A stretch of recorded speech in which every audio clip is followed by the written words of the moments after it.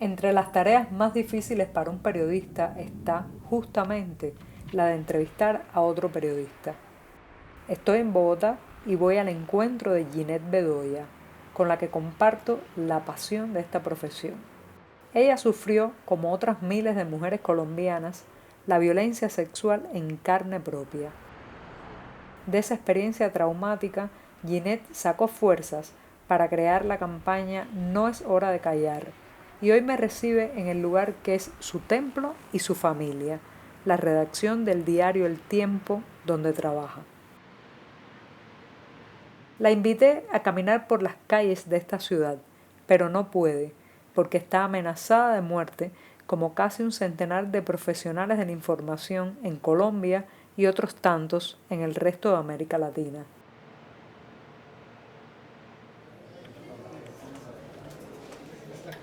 Aunque siento que conozco a Ginette de toda la vida, estoy un poco nerviosa de encontrarme por primera vez con la mujer, la periodista, la infatigable activista contra la violencia machista.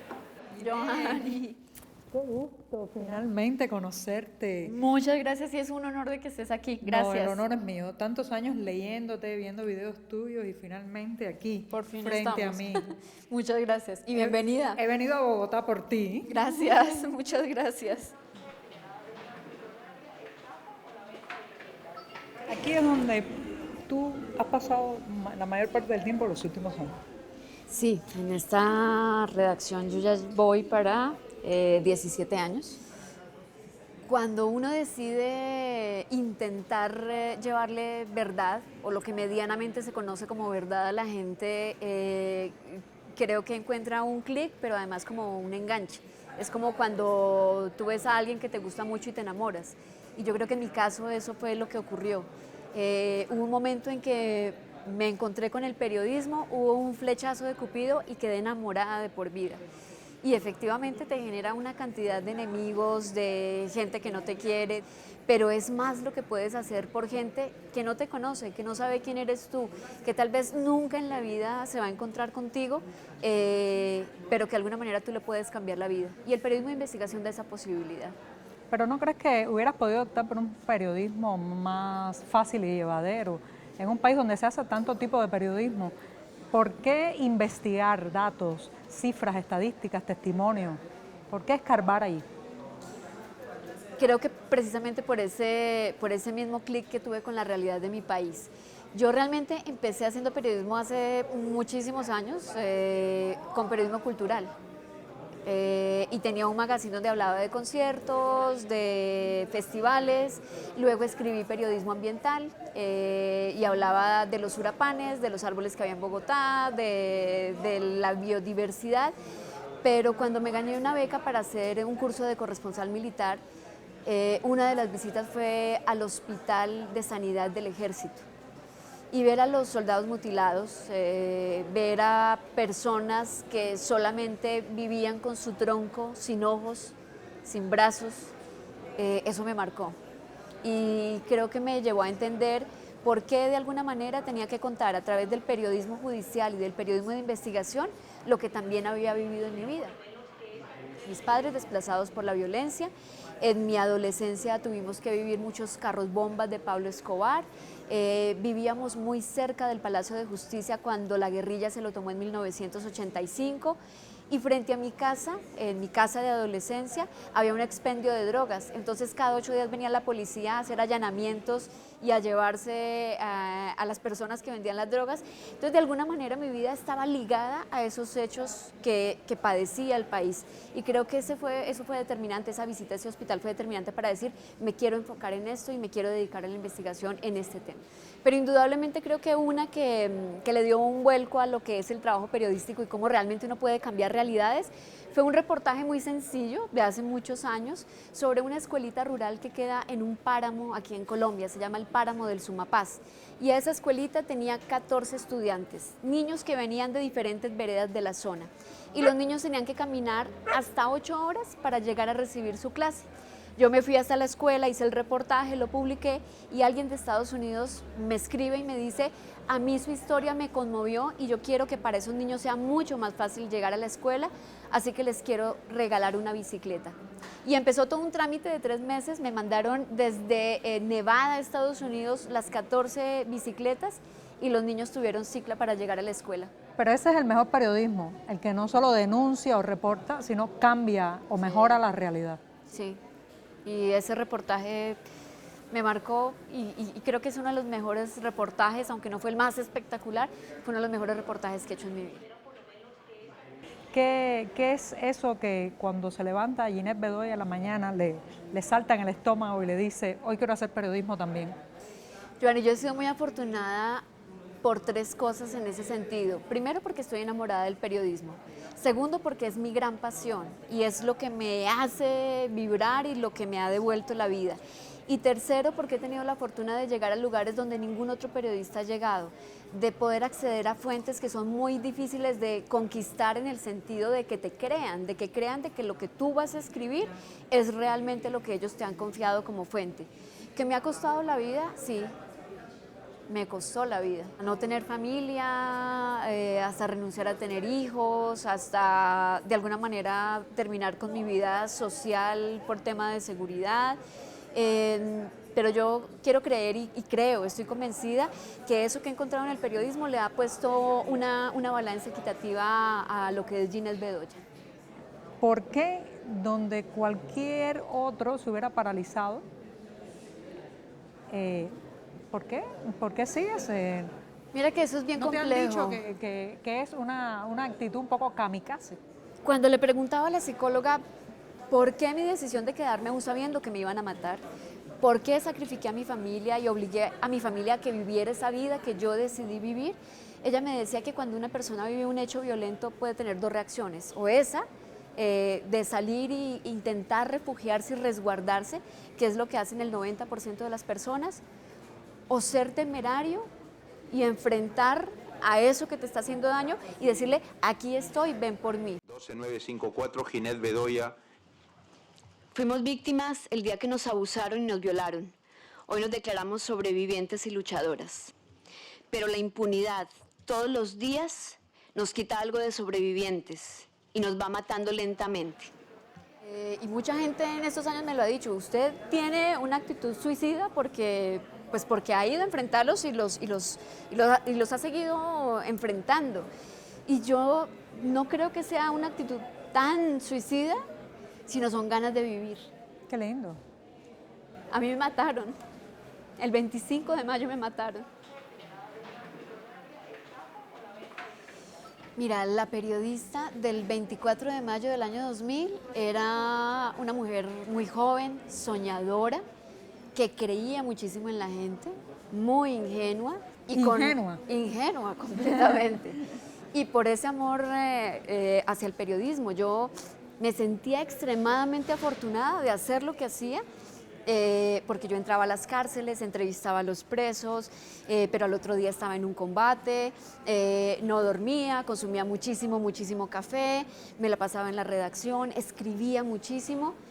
Tenías una sensación de que eras inmortal, más o menos. Sí, yo creo que en ese momento consideraba que tenía toda la juventud para tragarme el mundo y hacer lo que se me diera la gana y publicar lo que quisiera, porque no me iba a ocurrir nada. Siempre veía que lo malo estaba al otro lado. Y bien, esa mañana del 25 de mayo voy a hacer una entrevista a la cárcel La Modelo aquí en Bogotá y me secuestran en la puerta de la cárcel.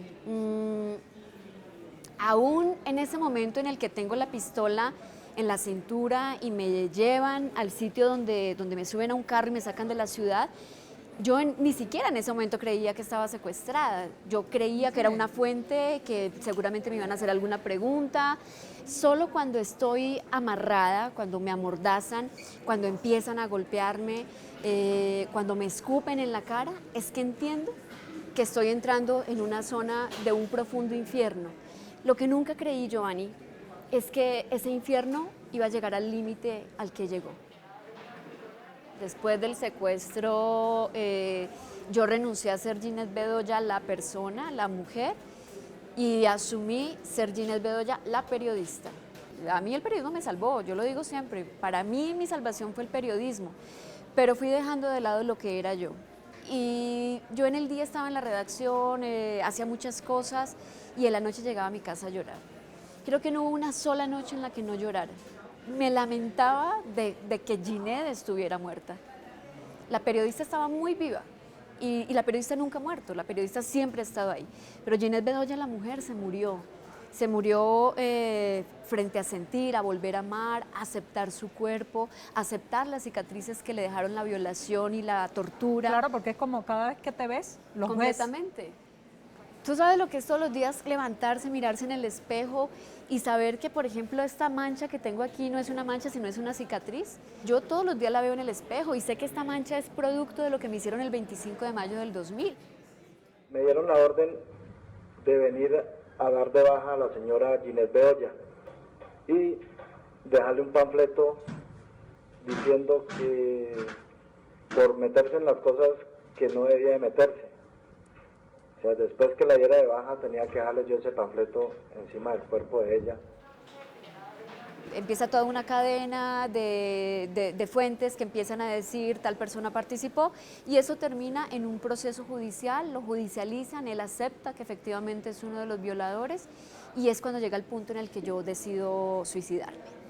Fueron 3 días seguidos, además en los que tuve que identificarlo, verlo, escuchar su voz, volver a escuchar su risa, escuchar de su boca como él decía, la orden no era violarla sino matarla y yo tenía la pistola lista para matarla, pero hubo una contraorden. Bueno, la pistola no se disparó ni ese momento ni después cuando la tuve 11 horas en mi cabeza para algo. Pasan los años y el 1 de marzo del 2017 la justicia colombiana me obliga nuevamente a ir a un tribunal a contar mi violación delante de 2 de los violadores. Acabo de ver cara a cara a uno de los hombres que me violó. Acabo de ver su cinismo, el cinismo que tienen muchos de los paramilitares, de muchos de los guerrilleros, muchos de los integrantes de la fuerza pública que han vulnerado los derechos de las mujeres en este país. Y creo que ese día volví nuevamente a ese 25 de mayo.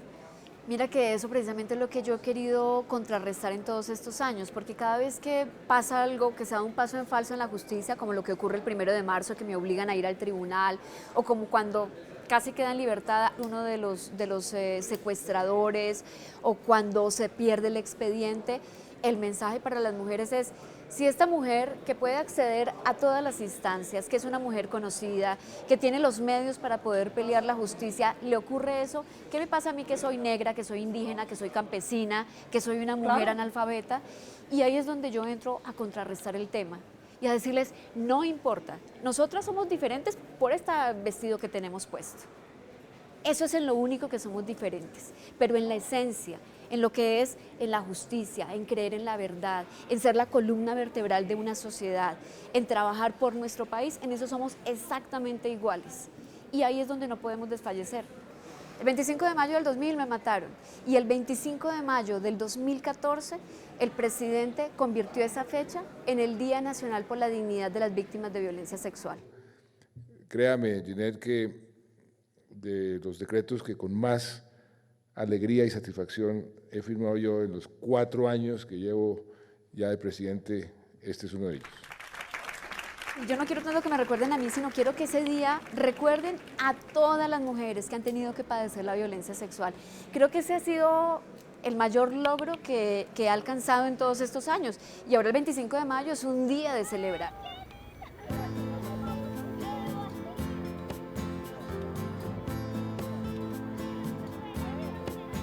Camino por estas calles y estas plazas de Bogotá, la Bogotá de Ginette Bedoya. Y lamento tanto no poder pasear junto a ella. Conocí por sus textos estos espacios, los que ella no puede ahora caminar. Ha recibido 4 amenazas de muerte y el Estado colombiano la obliga a moverse en un carro blindado con 2 escoltas todo el tiempo. Sí, me tocó adelante las vacaciones, está muy harto. Ya no es la periodista anónima y despreocupada que podía recorrer las calles contando historias. Por años, Ginette ha pagado un alto precio por su labor informativa y por su activismo. Ese precio que sigue pagando incluye no poder tener una vida normal. Yo percibo que en Colombia hay como una gran imposición de un modelo de belleza femenina. Es como una gran obsesión de parecerse a un modelo. Yo creo que ese fue la peor herencia que nos dejó el narcotráfico. Sí. En los años 80, cuando empieza toda esta industria, cuando se fortifica todo esto de los carteles del narcotráfico, parte de lo que tenían estas estructuras era hacer a las mujeres lo más bello posible para poder satisfacer a los capos del narcotráfico. O sea, era casi como una moneda, además de cambio, de prestigio. Sí, claro, porque aparte de que tenías todos los fajos de billetes, tenías que tener una mujer muy linda, pero muy bien hecha al lado. Y de ahí, lamentablemente, tenemos una herencia cruel de las cirugías estéticas, de tener muy buenos senos, muy buena cola. Esculpir el cuerpo. Exacto. Giovanni, yo llevaba 9 años en silencio, o sea, gritando mucho periodísticamente, visibilizando actos de corrupción, de mafia, de narcotráfico, de violencia, pero Ginette Bedoya realmente silenciada frente a un delito que era completamente invisible, que era la violencia sexual. En 2009 pasa algo que le da un giro de 180 grados a mi historia, y es que una organización internacional, Oxfam, decide hacer el primer informe sobre violencia sexual en Colombia, y necesitan tener la voz de alguien que le ponga un rostro a ese informe. Me buscan, mi primera respuesta es no, les digo que no me interesa porque no soy víctima. Pero después de muchos meses en los que ellos insisten y me dicen que si yo no hablo, tal vez ninguna otra mujer hable, tomo la decisión de hablar. Pero cuando entendí efectivamente en ese momento que si yo, que tenía las posibilidades de estar rodeada por una empresa, por una institución, por mucha gente, no hablaba, tal vez iba a ser imposible abrir esa puerta para que las mujeres hablaran. Y ese día que hablé pasaron dos cosas. Primero, descubrí que además de periodista era activista, y allí nació eso. Y segundo, nació la campaña que hoy es mi razón de ser. No es hora de callar es una campaña que el próximo año cumple 10 años y que se ha dedicado no solamente a decirle a las mujeres denuncien la violencia de género, sino a decirle a los hombres, hey, venga para acá, esto es con usted y lo necesitamos a usted para cambiar esta realidad. En uno de los tantos encuentros que yo hago con víctimas de violencia sexual, hace por lo menos unos 7 años, conocí a 2 mujeres que venían de Tumaco. Tumaco queda en el Pacífico Sur colombiano, casi en la frontera con Ecuador. Un 8 de diciembre del 75, yo venía saliendo de trabajar y me salieron 2 tipos. Y esos 2 tipos me metieron así a una parte sólida y abusaron de mí y me dejaron cortada aquí. Hicimos una reunión de catarsis, cada una contó su historia, y cuando estas 2 mujeres contaron lo que tenían que vivir allí, en una población que tal vez es una de las más olvidadas de Colombia, donde menos presencia del Estado hay, una población muy pobre, donde hay más cultivos de coca en el país, yo creo que hice un compromiso muy silencioso con ellas, de en algún momento ir a Tumaco y visibilizar no solamente la tragedia de ellas, sino el poder que ellas tienen. ¡No más violencia, carajo! ¡Hoy es 25 de mayo, carajo! Tuvimos una primera reunión con 3 mujeres y les dije, tenemos que empezar a buscar a las víctimas de violencia sexual, pero no quiero esas víctimas que están organizadas en las mesas nacionales de víctimas, sino esas mujeres que definitivamente nunca han podido hablar. Y empezamos ese trabajo y terminamos con 120 voces de mujeres. Y fue un trabajo de 8 meses para ganarnos esa confianza, para hacer amistades, para tender puentes, para hacer un proceso de sanación con ellas. Ahí fue donde la activista le ganó la partida a la periodista. Completamente. ¿Por qué? La tentación de un periodista era, esto hay que publicarlo, mañana está en primera plana. Pero tuviste la contención de la activista. Te voy a confesar algo. Hay cosas que yo daría lo que fuera por publicarlas hoy, hacer un gran reportaje que seguramente tendría muchísimo reconocimiento, pero es mi pacto de silencio con ellas. Bien, yo he estado mirando este libro, no puedo apartar la mirada de las fotos, de todos estos rostros de mujeres de Tumaco, mujeres que cuentan historias de violencia doméstica, de violencia social, de la violencia del conflicto. Y hay algo que me sorprende mucho, la mayoría está sonriendo. ¿Cómo estas mujeres pueden sonreír después de lo que han vivido? Esa pregunta nos la hicimos durante muchos viajes. ¿Cómo tienen esa sonrisa tan fácil pese a estar en peores circunstancias de la que pueda estar cualquier otra persona víctima? Y creo que logramos sacar esa sonrisa cuando ellas entendieron que ese dolor no era algo que les tocaba cargar, sino algo que les tocaba asumir. Cuando uno el dolor lo lleva como una carga, le impide reír, vivir, soñar. Cuando uno lo asume como algo que hay que transformar, es mucho más fácil volver a sonreír, y eso es lo que ellas hacen ahí. Asumieron su dolor con la dignidad más profunda que uno pueda conocer.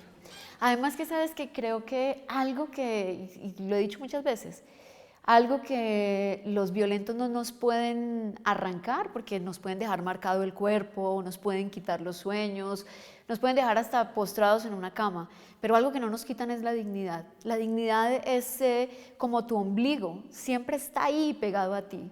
La dignidad nunca se pierde.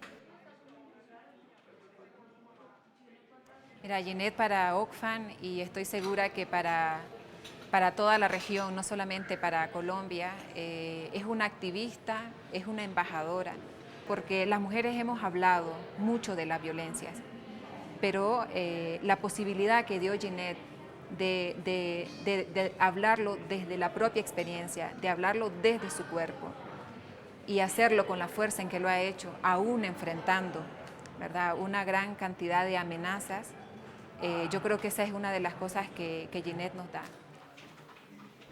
Ginette ha hecho un trabajo emblemático en Colombia y en América Latina, en particular sobre la importancia de abordar la violencia contra las mujeres como un asunto estructural, como un asunto de Estado, como un asunto de transformación cultural. Eso es un legado que deja donde va. Yo creo que si a mí no me hubieran violado el 25 de mayo del año 2000, tal vez hoy no estaría sentada aquí hablando de lo que hago y de lo que he promovido. Siempre que en mis conferencias me refiero al tema del secuestro, la tortura y la violación como tal, les recuerdo que después del secuestro, cuando me dejan abandonada y cuando luego me rescatan y me llevan a una clínica, yo estaba casi muriendo. Y lo primero que quería en ese momento era que alguien me diera la posibilidad de decirle a mi mamá que yo estaba viva. Que alguien apareciera y me prestara un teléfono para decirle a mi mamá que estaba viva. Y la primera persona que entró a la sala de urgencias, aparte de los médicos, fue un periodista, un colega de la zona donde me dejaron. Y cuando me ve, yo lo conocía, lo primero que me dice es: ay, colega, ¿usted me puede dar un full que tengo que mandar a Bogotá? Y yo ni siquiera podía moverme. Me habían violado 3 hombres y me habían dejado destruida literalmente.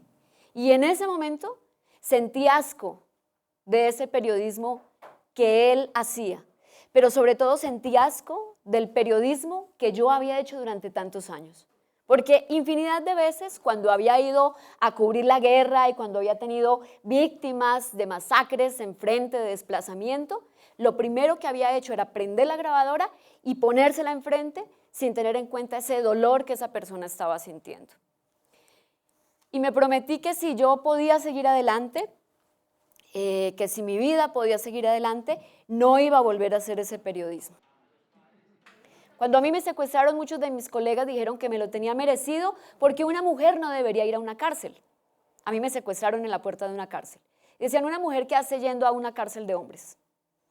Y después dijeron, seguramente estaba enredada con alguno de esos tipos. Y me echaron la culpa a mí, ¿no? Yo tenía que asumir la culpa de mi violación. Y eso fue lo que empecé a ver en todas esas historias de las que seguí escribiendo. Convertirse en eso, en una voz, creo que fue una contradicción muy grande, porque pensé que el periodismo y el activismo no eran compatibles, porque cuando uno se vuelve activista, supuestamente pierde el norte. Los activistas no tienen derecho a opinar porque no son objetivos. Y yo creo que cuando estamos hablando de violencia sexual o del acoso contra una niña o la violación de una niña de 5 años, aquí no hay objetividad que valga. Ya no somos invisibles. Y creo que ese es el mayor logro. Los sobrevivientes de violencia sexual ya no somos ni seremos más invisibles.